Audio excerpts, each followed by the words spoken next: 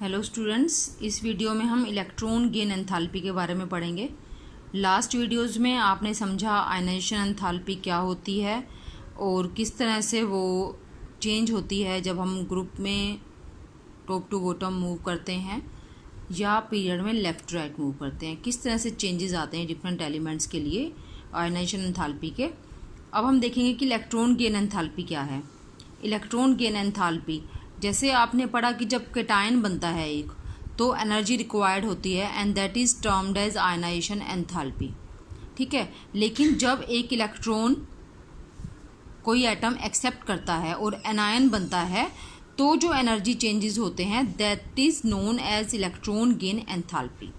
It is the enthalpy change when an electron is added to a neutral gaseous atom. एक neutral gaseous atom में जब एक electron add होता है तो जो एंथैल्पी चेंज है that is termed as electron gain enthalpy. ठीक है, तो यूजुअली ये जो होता है ना, एनर्जी रिलीज होती है इसमें। जब एक इलेक्ट्रॉन ऐड होता है किसी न्यूट्रल गैसियस एटम में तो यूजुअली एनर्जी रिलीज होती है। समटाइम एनर्जी में भी एनर्जी जो है वो देनी भी पड़ सकती है। ठीक है, कई बार रिक्वायर्ड भी होती है एनर्जी, तो वो भी हम इसमें पढ़ेंगे। और इसको कैसे रिप्रेजेंट करते हैं, it is represented by delta. E g means electron gain, h means enthalpy, electron gain enthalpy. ठीक है, एडिशन, और ये भी क्योंकि एनर्जी है इसलिए ये भी किलो जूल पर मोल में होगी। Addition of electron results in formation of anion. ये मैंने आपको पहले ही बताया है कि जब एक इलेक्ट्रॉन हम ऐड कर रहे हैं किसी एटम में, ऐड हो रहा है तो उससे एन आयन बनता है। एंड यहाँ पर जैसे इलेक्ट्रॉन गेन आयनाइजेशन एंथैल्पी में था कि जब कैटायन बनता है तो atom should be in gaseous state, बिल्कुल सिमिलरली यहाँ पर भी atom should be in gaseous state while accepting an electron और when an electron is added to atom. Depending upon the state और कंडीशन और nature of element, electron gain enthalpy can be negative और positive. तो कई चीज़ें हैं जो matter करती हैं जिससे हम डिसाइड कर सकते हैं कि इलेक्ट्रॉन गेन एंथैल्पी नेगेटिव होगी या पॉजिटिव होगी। तो जैसे आपने आयनाइजेशन एंथैल्पी में किया कि ionization enthalpy is energy required, तो इसलिए वो हमेशा पॉजिटिव में होती है। ठीक है, लेकिन मोस्ट ऑफ द टाइम्स जो इलेक्ट्रॉन गेन एंथैल्पी है वो नेगेटिव में होती है क्योंकि एनर्जी रिलीज होती है when electron is added to neutral gaseous atom. लेकिन कई बार ये पॉजिटिव भी हो सकती है। तो इसका हम एग्जाम्पल लेते हैं, एग्जाम्पल से हम इसको समझेंगे। ग्रुप 17 एलिमेंट्स जो हैं हेलोजेंस जिन्हें हम कहते हैं, when gain one electron they attain stable noble gas configuration. तो आपको पता है कि जो हेलोजेंस हैं उनकी जो जनरल इलेक्ट्रॉनिक कॉन्फ़िगरेशन है वो है NS2 NP5। ये हेलोजेंस की जनरल इलेक्ट्रॉनिक कॉन्फ़िगरेशन है। तो अगर इनको एक इलेक्ट्रॉन और मिल जाए तो ये स्टेबल जो नोबल गैस कॉन्फ़िगरेशन होती है NS2 NP6, ये नोबल गैस कॉन्फ़िगरेशन है जिसमें कि ऑक्टेट कंप्लीट है और ये स्टेबल हो जाते हैं तो ये इस स्टेट में पहुंच जाएंगे। इसलिए they have large attraction for an electron. Noble gas stable जो स्टेटमेंट, इनकी जो स्टेबल पोजीशन है, जो स्टेबल इलेक्ट्रॉनिक कॉन्फ़िगरेशन है नोबल गैस की, वो अटेन करने के लिए the halogen atoms have a large attraction for electrons. So for halogens electron gain enthalpy is large negative value. ठीक है, यहाँ नेगेटिव का मतलब वैसे नेगेटिव नहीं है। नेगेटिव का मतलब सिर्फ ये है कि यहाँ एनर्जी जो है वो रिलीज होगी। ठीक है, और काफ़ी ज़्यादा अमाउंट में एनर्जी रिलीज होगी। लार्ज मीन्स काफ़ी ज़्यादा अमाउंट में। लेकिन जो नोबल गैसेस हैं ग्रुप 18 एलिमेंट्स, उनकी इलेक्ट्रॉनिक कॉन्फ़िगरेशन ये है और इसको हम वैसे ही बोल रहे हैं कि ये स्टेबल इलेक्ट्रॉनिक कॉन्फ़िगरेशन है। ठीक है, अगर स्टेबल इलेक्ट्रॉनिक कॉन्फ़िगरेशन है पहले से ही, अगर एक इलेक्ट्रॉन इसको दिया जाता है तो जो नया इलेक्ट्रॉन है वो नई शेल में जाएगा। ठीक है, नई शेल मीन्स N+1 में जाएगा। तो ये जल्दी से एक्सेप्ट नहीं करेंगे because to accept one electron they have to go to unstable state. ये स्टेबल स्टेट है तो एक इलेक्ट्रॉन एक्सेप्ट करने के बाद ये अनस्टेबल स्टेट में चले जाएंगे, तो इसलिए ये इलेक्ट्रॉन एक्सेप्ट नहीं करेंगे। लेकिन अगर हम इलेक्ट्रॉन उसमें किसी तरह से डालते हैं तो काफ़ी ज़्यादा अमाउंट में एनर्जी हमें लगानी पड़ेगी, यहाँ रिलीज नहीं होगी because noble gases have no attraction for electron. Whenever there is attraction, जब भी अट्रैक्शन होती है तो एनर्जी रिलीज होती है। ठीक है, और उसकी वैल्यू हम जब एनर्जी रिलीज होती है तो नेगेटिव में लिखते हैं, लेकिन यहाँ नोबल गैसेस की अट्रैक्शन बिल्कुल नहीं है इलेक्ट्रॉन के लिए due to their stable electronic configuration. इसलिए इनकी जो इलेक्ट्रॉन गेन एंथैल्पी है वो वेरी हाई पॉजिटिव वैल्यू है, वेरी लार्ज पॉजिटिव वैल्यू। ठीक है, अब इसमें हम देखते हैं ट्रेंड, देखते हैं हम इसमें कि जब हम एक ग्रुप में टॉप टू बॉटम मूव करते हैं तो किस तरह से डिफरेंट एलिमेंट्स के लिए इलेक्ट्रॉन गेन एंथैल्पी की वैल्यू कम होती है या ज़्यादा होती है, और जब हम पीरियड में लेफ्ट टू राइट मूव करते हैं तो किस तरह से उसमें चेंजेस आते हैं। तो पहले हम डाउन अ ग्रुप स्टडी करेंगे। तो ये मैंने जो फर्स्ट ग्रुप है उसकी इलेक्ट्रॉन गेन एंथैल्पी लिखी है एलिमेंट्स की -73 माइनस, यहाँ माइनस। अब आप ये सोचोगे कि अगर हम नॉर्मली मैथ्स की टर्म में इसको देखेंगे तो हम कहेंगे कि ये डिक्रीज हो रही है ना, डिक्रीज नहीं, सॉरी इंक्रीज हो रही है। मैथ की टर्म्स में अगर हम देखेंगे तो हम कहेंगे ये इंक्रीज हो रही है, because -73 is less than -46 in terms of mathematics. लेकिन यहाँ पर हम कहेंगे कि जो इलेक्ट्रॉन गेन एंथैल्पी है वो डिक्रीज हो रही है। ठीक है, डिक्रीज मीन्स जो एनर्जी है वो रिलीज जो हो रही है, जो एनर्जी रिलीज हो रही है उसका अमाउंट कम होता जा रहा है जैसे जैसे हम टॉप टू बॉटम मूव कर रहे हैं एक ग्रुप में। As we move down a group due to reasons क्या हैं इसके, इंक्रीज्ड साइज, एटॉमिक साइज बढ़ता है, हम पढ़ चुके हैं एटॉमिक साइज के बारे में, ट्रेंड हम पढ़ चुके हैं। तो when we move from top to bottom due to addition of electronic shells one by one, एक एक करके शेल्स ऐड होती हैं। ठीक है, उनकी संख्या बढ़ती है, तो इसलिए जो साइज़ है वो बड़ा होता चला जाता है, इसलिए इलेक्ट्रॉन गेन एंथैल्पी कम होनी चाहिए। ठीक है, ये अभी इसको मैं इसके साथ एक साथ बताऊंगी कि क्यों कम होनी चाहिए। और सेकंड पॉइंट है इंक्रीज न्यूक्लियर चार्ज। अगर साइज बढ़ रहा है तो इलेक्ट्रॉन गेन एंथैल्पी डिक्रीज होनी चाहिए, और न्यूक्लियर चार्ज भी बढ़ रहा है। न्यूक्लियर चार्ज का मतलब मैं समझा चुकी हूँ पिछली वीडियोज़ में कि न्यूक्लियर चार्ज का मतलब है number of protons in the nucleus, क्योंकि जैसे से हम ऊपर से नीचे मूव करते हैं एटॉमिक नंबर जो है वो इंक्रीज होता है। एटॉमिक नंबर अगर इंक्रीज हो रहा है तो number of protons in nucleus भी इंक्रीज हो रहे हैं, मीन्स न्यूक्लियर चार्ज भी इंक्रीज हो रहा है। अगर न्यूक्लियर चार्ज इंक्रीज हो रहा है न्यूक्लियस में तो इनकमिंग इलेक्ट्रॉन के लिए जो अट्रैक्शन है वो काफ़ी बढ़ जाएगी। ठीक है, लेकिन दूसरी चीज़ क्या है, साइज़ काफ़ी ज़्यादा बड़ा हो रहा है, यानी कि जो नया इलेक्ट्रॉन आएगा वो न्यूक्लियस से बहुत दूर होगा, लास्ट वाली शेल में आएगा, वो न्यूक्लियस से बहुत दूर होगा, तो न्यूक्लियस की उसके लिए अट्रैक्शन कम होगी।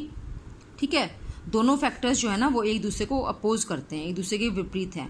साइज़ बड़ा होता है यानी कि न्यूक्लियस जो है वो लास्ट शेल से बहुत दूर चला गया, बहुत दूर चला गया, तो जो इनकमिंग इलेक्ट्रॉन है, आने वाला इलेक्ट्रॉन है, उसके लिए न्यूक्लियस की अट्रैक्शन कम हो जाएगी, डिस्टेंस के साथ अट्रैक्शन कम होगी ना।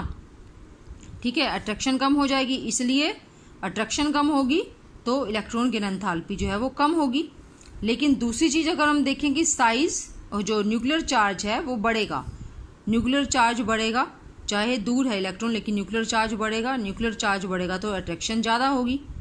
लेकिन जो दोनों में से इसका इफ़ेक्ट काफ़ी ज़्यादा है, इसके कंपैरिजन में जो इसका इफ़ेक्ट है ना इंक्रीज न्यूक्लियर चार्ज का कि अट्रैक्शन ये इंक्रीज होगी, उससे साइज़ का इफ़ेक्ट बहुत ज़्यादा है, इसलिए इलेक्ट्रॉन गेन एंथैल्पी जो है वो डिक्रीज होती है। ठीक है, और इसको बैलेंस करने के लिए ना, इंक्रीज न्यूक्लियर चार्ज को बैलेंस करने के लिए स्क्रीनिंग इफेक्ट भी होता है, वो भी आप आयनाइजेशन एंथैल्पी में पढ़ चुके हो। ठीक है, effect of increased atomic size is much more than effect of increased nuclear charge, so electron gain enthalpy decreases as we move top to bottom in a group. ठीक है, ये तो ट्रेंड है हमारा ग्रुप में। अब हम इसमें एक्सेप्शन भी हैं। ठीक है, एक्सेप्शन कहाँ है, एक्सेप्शन यानी कि अपवाद, ये आता है ग्रुप 16 और ग्रुप 17 में। ग्रुप 16 में जो पहला एलिमेंट है वो ऑक्सीजन, सेकंड सल्फर, थर्ड है सेलेनियम, और ग्रुप 17 में फ्लोरीन, क्लोरीन, ब्रोमीन। ये मैंने ब्रैकेट में इनकी इलेक्ट्रॉन गेन एंथैल्पीज बताई हैं। आप देखो इलेक्ट्रॉन गेन एंथैल्पी हमने क्या कहा कि कम होनी चाहिए, लेकिन यहाँ देखो आप यहाँ पर बढ़ गई, फिर तो कम हो रही है, उसके बाद कंटिन्यूटी में कम होती चली जाएगी यहाँ पर भी। लेकिन ऑक्सीजन की सल्फर से इलेक्ट्रॉन गेन एंथैल्पी जो है वो कम है। तो ये कम क्यों है, यानी कि ऑक्सीजन की आने वाले इलेक्ट्रॉन के लिए जो अट्रैक्शन है वो कम है। वाई, क्यों है ऐसा? जबकि साइज छोटा है, ठीक है, साइज छोटा होने के कारण जो अट्रैक्शन है वो ज़्यादा होनी चाहिए और ज़्यादा एनर्जी रिलीज होनी चाहिए। लेकिन यहाँ पर हम देख रहे हैं कि जो इलेक्ट्रॉन गेन एंथैल्पी है वो ऑक्सीजन की कम और सल्फर की ज़्यादा है। ठीक है, तो इसका क्या रीज़न है? इसका हम रीज़न देखते हैं अब। इसका रीज़न है कि ऑक्सीजन और फ्लोरीन में एक्स्ट्रा इलेक्ट्रॉन कहाँ जाना है? वो जाना है सेकेंड शेल में। जैसे मैंने ये बनाया, ये मैंने सिंपल इलेक्ट्रॉनिक इनका जो कॉन्फ़िगरेशन है, इनकी ये इलेक्ट्रॉनिक स्ट्रक्चर बनाकर दिखाया है। ये तो हम जो 9th-10th में पढ़ते थे उसके अकॉर्डिंग है। तो समझने के लिए हम यही लेते हैं कि जो आने वाला इलेक्ट्रॉन है ऑक्सीजन में या फ्लोरीन में, वो सेकेंड शेल में जाएगा। ठीक है, क्योंकि इसकी है 2p4 और इसकी है 2p5।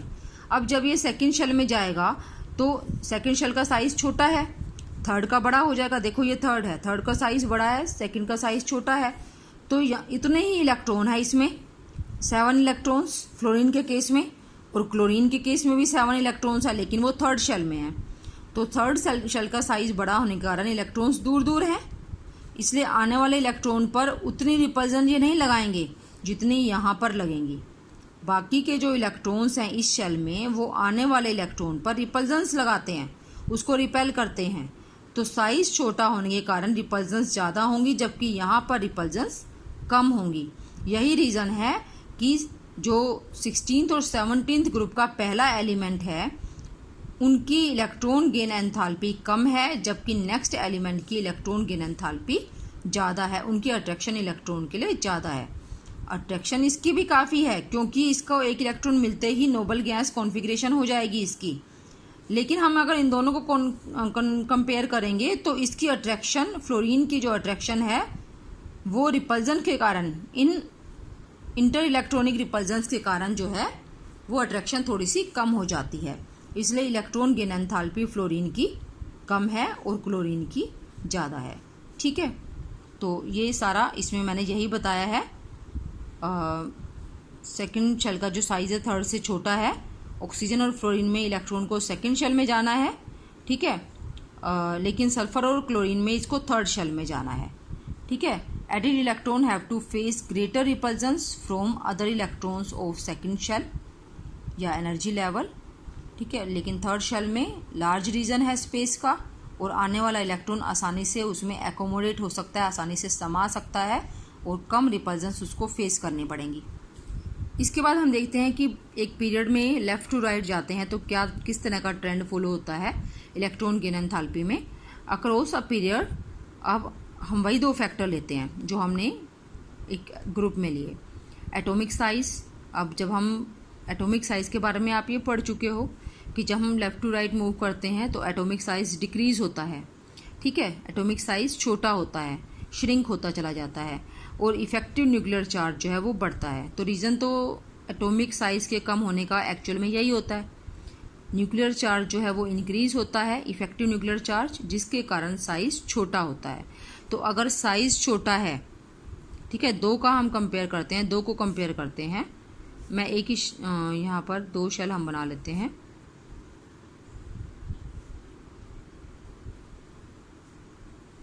ठीक है, ये भी सेकंड शेल है और ये भी सेकंड शेल है, लेकिन इसका साइज़ थोड़ा सा छोटा है। देखने में आपको लगेगा थोड़ा सा छोटा है, श्रिंक हो गया साइज़। ये पीरियड में लेफ़्ट साइड में आ रहा है, मैंने बनाया इसको राइट में है, और ये पीरियड में राइट साइड में आ रहा है। ठीक है, तो साइज़ इसका छोटा है, साइज़ छोटा है, तो आने वाले इलेक्ट्रॉन पर के लिए जो अट्रैक्शन है न्यूक्लियस की वो ज़्यादा होंगी, यहाँ पर अट्रैक्शंस कम होंगी। ठीक है, incoming electron experience greater attraction from the positive charge nucleus and so more energy will be released, means electron gain enthalpy increase, यानी कि नेगेटिव वैल्यू में ये इलेक्ट्रॉन गेन एंथैल्पी इंक्रीज होगी। तो मैंने यहाँ पर ये सेकंड पीरियड की इलेक्ट्रॉन गेन एंथैल्पी दिखाई है एलिमेंट्स की। लिथियम -60, तो क्या कहा हमने, इंक्रीज होनी चाहिए। ठीक है, बेरिलियम की क्या हो गई, बेरिलियम की तो पॉजिटिव में चली गई। ठीक है, फिर हम आते हैं बोरोन पर। बोरोन की है -83, कार्बन की -122, ये इंक्रीज हो रही है यहाँ से। ठीक है। फिर नाइट्रोजन की फिर प्लस में आ गई, ऑक्सीजन की माइनस में, फिर फ्लोरीन की ज़्यादा हो गई इससे। तो ये ऐसा क्यों है, ये बेरिलियम और नाइट्रोजन की पॉजिटिव में क्यों आई? तो हम देखते हैं कि काफ़ी ज़्यादा इरेगुलरिटी है यहाँ पर, ठीक है। मतलब कि जैसा होना चाहिए वैसा नहीं है, नॉर्मल ट्रेंड से अलग है। तो जबकि हमने पढ़ा है कि इलेक्ट्रॉन गेन एंथैल्पी पीरियड में इंक्रीज होनी चाहिए नेगेटिव वैल्यू, लेकिन इन दोनों की पॉजिटिव है। तो उसका रीज़न है इनकी इलेक्ट्रॉनिक कॉन्फ़िगरेशन में छुपा है। तो हम देखते हैं बेरिलियम का, पहले देखते हैं बेरिलियम की पॉजिटिव क्यों है। यानी कि इसमें एक इलेक्ट्रॉन अगर हमें ऐड करना है तो एनर्जी लगानी पड़ेगी, बजाय कि रिलीज होने के एनर्जी यहाँ पर रिक्वायर्ड होगी। इलेक्ट्रॉनिक कॉन्फ़िगरेशन बेरिलियम की है 1s2 2s2, मीन्स जो 2s ऑर्बिटल है दैट इज कम्प्लीटली फिल्ड। और आप सेकंड चैप्टर में ये कर चुके हो कि कम्प्लीटली फिल्ड जो ऑर्बिटल हैं दे हैव एक्स्ट्रा स्टेबिलिटी, उसको तोड़ना आसान नहीं होगा, उस स्टेबिलिटी को तोड़ना। इसलिए अगर आप एक इलेक्ट्रॉन ऐड करते हो तो आप इसको स्टेबिलिटी से इनस्टेबिलिटी की तरफ लेकर जा रहे हो, इसलिए यहाँ आपको एनर्जी लगानी पड़ेगी इलेक्ट्रॉन देने के लिए, ठीक है। बिल्कुल इसी तरह से ही नाइट्रोजन है। नाइट्रोजन की इलेक्ट्रॉनिक कॉन्फ़िगरेशन है ये। तो यहाँ 2s एग्जैक्टली फिल्ड है, कंप्लीटली फिल्ड है, जबकि 2p ऑर्बिटल जो है that is exactly half filled. p में 6 इलेक्ट्रॉन्स आते हैं, तो यहाँ पर कितने हैं 3। 2p is exactly half filled. और इसमें भी इलेक्ट्रॉन ऐड करने का मतलब है आप इसको स्टेबिलिटी से इनस्टेबिलिटी की तरफ लेकर जा रहे हो, और कोई भी सिस्टम स्टेबिलिटी से इनस्टेबिलिटी की तरफ नहीं जाना चाहेगा। अगर आप उसको लेकर जाते हो तो आपको ज़बरदस्ती करनी पड़ेगी, आपको एनर्जी अप्लाई करनी पड़ेगी, आपको एनर्जी रिक्वायर्ड होगी वहाँ पर। इसलिए नाइट्रोजन की इलेक्ट्रॉन गेन एंथैल्पी जो है that is positive in value.